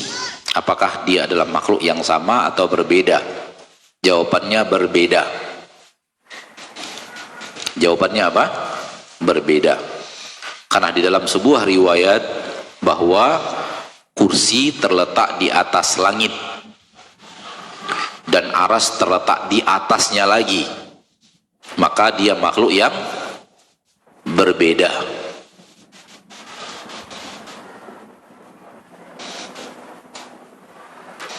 Apa makna kursi? Apa makna arsy? Karena dia masalah gaib, maka kita hanya sama penyebutan. Bagaimana hakikat kita tidak tahu, karena dia ada di alam gaib. Maka penyebutannya sama. Kursi artinya kursi. Kita juga tahu makna kursi, tapi bagaimana hakikat kursi Allah, tak ada yang tahu. Arsy artinya singgasana. Kita tahu arti singgasana, makna singgasana secara penyebutan. Maka kita juga meyakini adanya kursi Allah, namun hakikatnya kita tidak tahu, sama penyebutan. Kemudian kita mengimani adanya arsy Allah, sama penyebutan arsy Allah. Arsy sama penyebutan singgasana. Raja punya singgasana. Jadi sama penyebutan, namun kita tidak tahu kaifiyatnya karena Allah Tabaraka wa Ta'ala tidak menceritakannya kepada kita. Nah, baik, selanjutnya kalau kita meyakini bahwa ujian yang kita terima hari ini adalah disebabkan maksiat yang kita lakukan pagi ini atau kemarin, apakah hal ini membuat iman kita bermasalah? Karena kan yang akan menimpa kita sudah ditulis 50.000 tahun sebelum dunia ini diciptakan, Ustaz. Soal ditulis, sudah ditulis. Soal sebab, hal yang berbeda. Hari ini kita nyetir sambil ngantuk. Itu sebab. Disebabkan kita kurang tidur lalu nyetir, lalu akhirnya tertidur, akhirnya kita masuk parit. Sebab kita nyetir dalam keadaan ngantuk. Itu sebab dan akibat. Sebab dan akibat dua-duanya tertulis di Lauhul Mahfuz. Dua-duanya tertulis, sudah ditulis oleh Allah. Memahami sebab dan akibat. Karena Allah ketika mentakdirkan itu terjadi, juga mentakdirkannya sebahagian ada sebab, sebahagian tanpa sebab. Namun lebih banyak yang ada sebab dibanding yang tanpa sebab. Allah menciptakan ular dengan sebab ular. Betul tidak? Ular, jantan, betina, lalu betinanya bertelur, lalu menetaslah ular. Namun tidakkah Allah menciptakan ular dari tongkat tanpa sebab? Tapi lebih banyak yang mana? Yang sebab. Allah menciptakan manusia dengan sebab adanya ayah dan ibu. Lalu Allah menciptakan makhluk. Namun Allah juga menciptakan manusia tanpa sebab itu, Nabi Adam. Allah menciptakan Hawa tanpa ada ibu, tanpa ada yang perempuannya. Allah ciptakan Hawa, pasangan Nabi Adam, ibu kita. Kemudian Allah ciptakan Nabi Isa tanpa ada ayah, hanya ada ibu. Allah bisa melakukan semua tanpa sebab. Namun mayoritasnya Allah takdirkan kejadian dengan sebab. Maka ketika kita berdosa lalu kemudian ditimpa musibah, kita tak salah kalau mungkin kita mengatakan mungkin ini sebabnya adalah dosa saya kemarin, lalu saya sekarang dihukum. Mungkin pasti tidak bisa, karena takdir gaib kita tidak bisa pastikan. Kalau ke arah itu, maka kita bertaubat, beristighfar, minta ampun kepada Allah. Nah, selanjutnya, apakah boleh bertanya tentang ciptaan Allah yang gaib?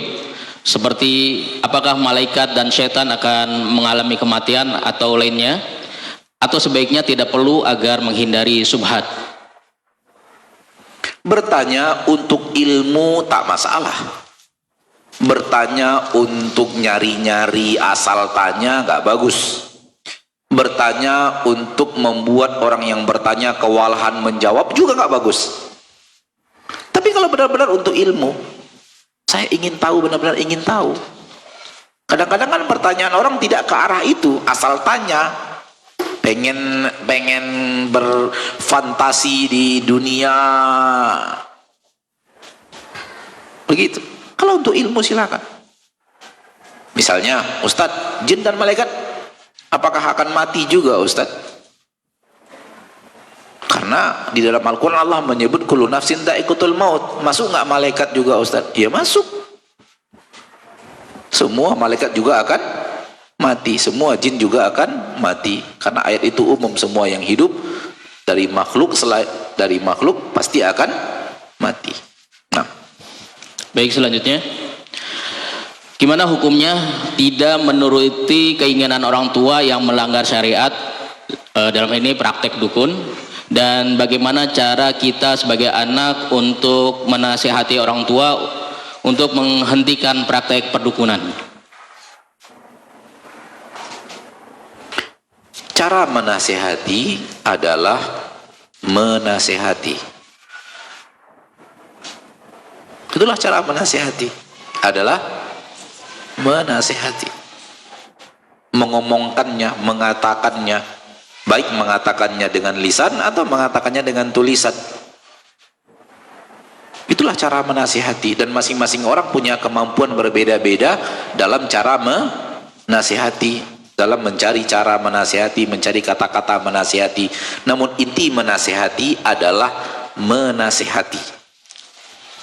Namun kalau pertanyaannya, bagaimana caranya Ustadz saya bisa menasihati agar orang tua saya bisa berhenti? Maka jawabannya saya tak tahu. Kenapa? Karena Anda sudah bicara hasil. Kalau hasil, maka yang bisa melakukannya hanyalah Allah. Makhluk manapun tak bisa melakukan sesuatu apabila yang diinginkan hasilnya. Nabi Muhammad SAW sebaik-baik yang menasihati orang. Apakah semua orang yang dinasihati Nabi Muhammad berhasil berhenti dari kesyirikan? Tidak. Maka kalau antum bertanya kepada ana, bagaimana caranya supaya orang tua saya berhasil meninggalkan syirik? Ana tak tahu jawabannya. Karena hasil bukan di tangan manusia, hasil di tangan Allah. Manusia hanya bisa menasihati. Kalau antum paham itu, maka antum paham apa yang anda maksud tadi. Menasihati itu hanyalah menasihati. Menasihati itu adalah menasihati. Udah, menasihati itu itulah menasihati. Dan anda tidak disuruh Allah sampai seseorang itu berhasil meninggalkan maksiat. Tidak. Wallahu a'lam. Nah. Baik, selanjutnya, salah satu amal yang dibawa seseorang ketika meninggal adalah doa anak yang soleh untuk orang tuanya. 12 tahun saya belum dikaruniai anak, dan saya sangat prihatin kalau ada anak yang dibuang, bayinya yang diaborsikan. Kemudian saya mendengar ada bapak dan ibu yang mau menggugurkan bayinya. Lalu bayi itu saya ambil dari usia 1 hari, dan sekarang sudah 7 tahun saya asuh sampai sekarang. Pertanyaannya Ustadz, apakah doa anak itu sampai ke saya yang merawatnya sebagai orang tuanya? Pertanyaan kedua, apa yang harus saya lakukan untuk memberitahukan kebenaran identitas anak tersebut, sedangkan saya tidak tahu alamat orang tua kandungnya? Demikian Ustaz.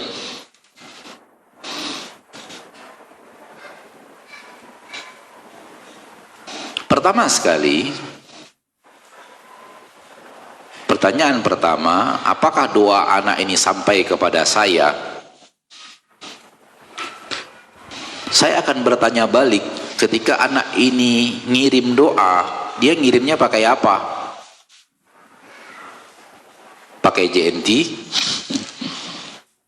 Pakai kargo apa? Kok pertanyaannya sampai? Emang dikirim lewat apa?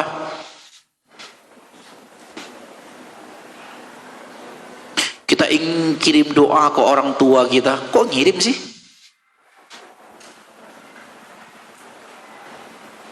Ana ingin mengatakan kepada antum, ada kalimat yang aneh, ngirim doa ke orang tua, dan itu kalimat yang sering kita dengar.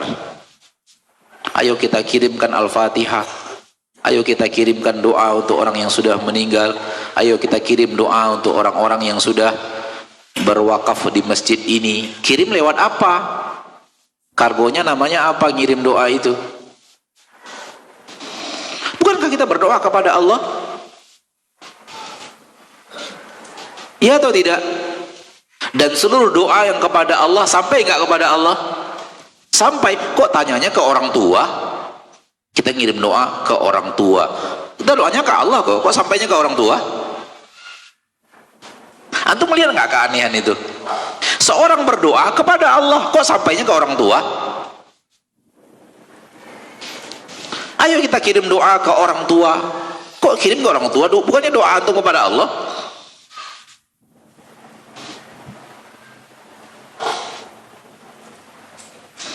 Maka kalimat ini aneh. Secara kalimat aja sudah aneh. Dia berdoanya kepada Allah, kemudian dia ingin ngirim doa ke orang tua. Bagaimana cara ngirimnya? Kalau antum berdoanya kepada Allah pasti sampai, tapi sampainya kepada Allah, bukan kepada orang tua.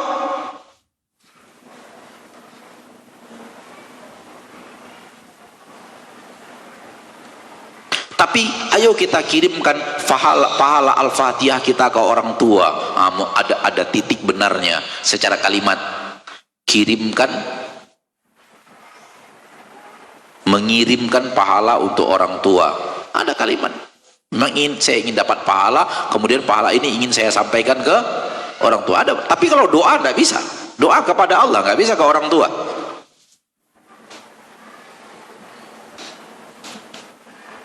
Kalau doa kita dikabulkan Allah, bermanfaat untuk orang tua.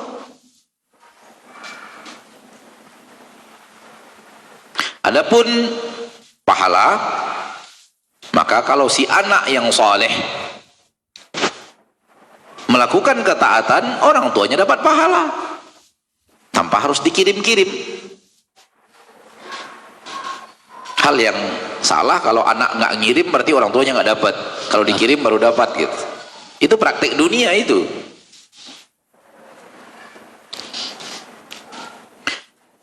Untuk Anda yang bertanya, hati-hati.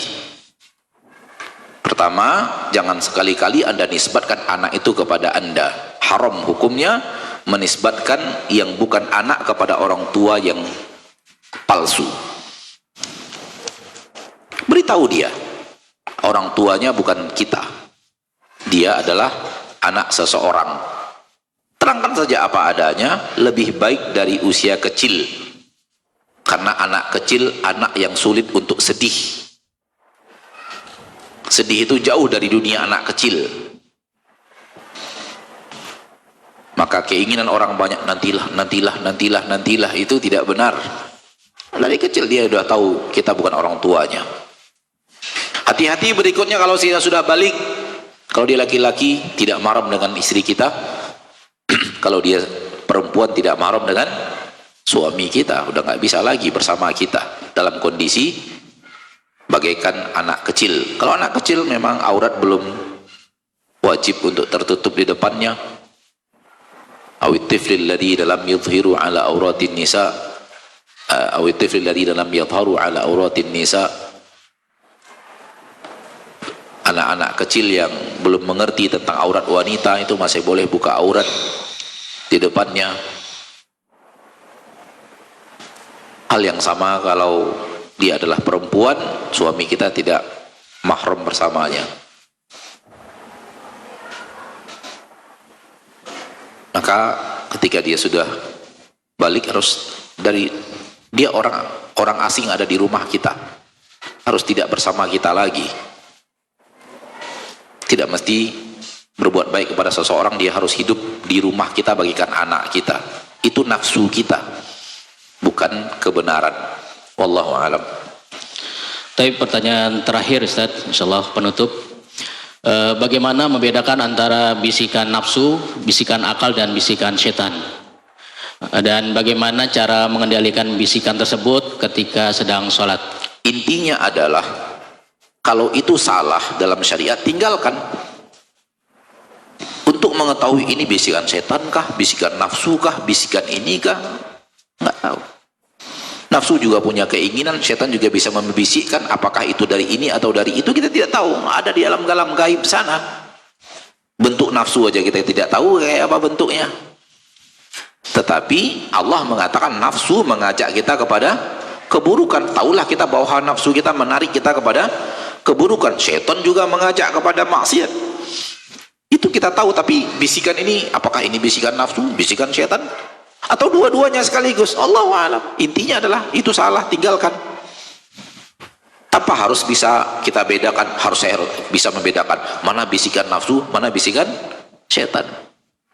Wallahu a'lam. Nah, sampai di sini pertemuan kita pada kesempatan yang berbahagia ini. Semoga Allah tabaraka wa taala menjadikan kita hamba-hambanya yang senantiasa berusaha belajar agama Allah. Dan belajar agama Allah secara umum ada 3. Belajar tentang Allah itu sendiri, belajar tentang Rasul Allah, dan belajar tentang syariat Allah. Inilah dia 3 pertanyaan di pertanyaan ujian di alam kubur.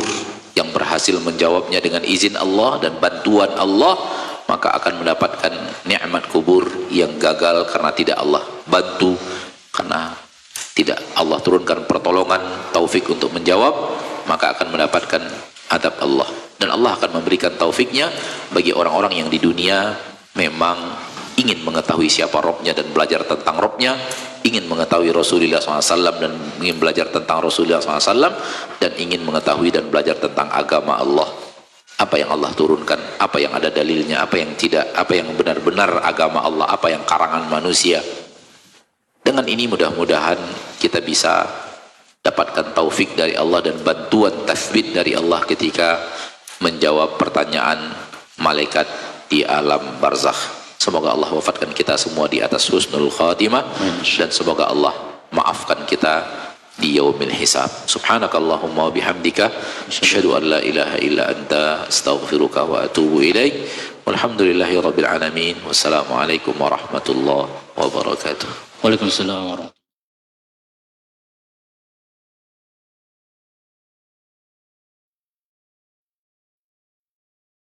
Simak Radio Roja Bogor 100.1 FM, Radio Roja Majalengka 93.1 FM, Radio Roja Palu 101,8 FM, dan Radio Roja Bandung 104.3 FM.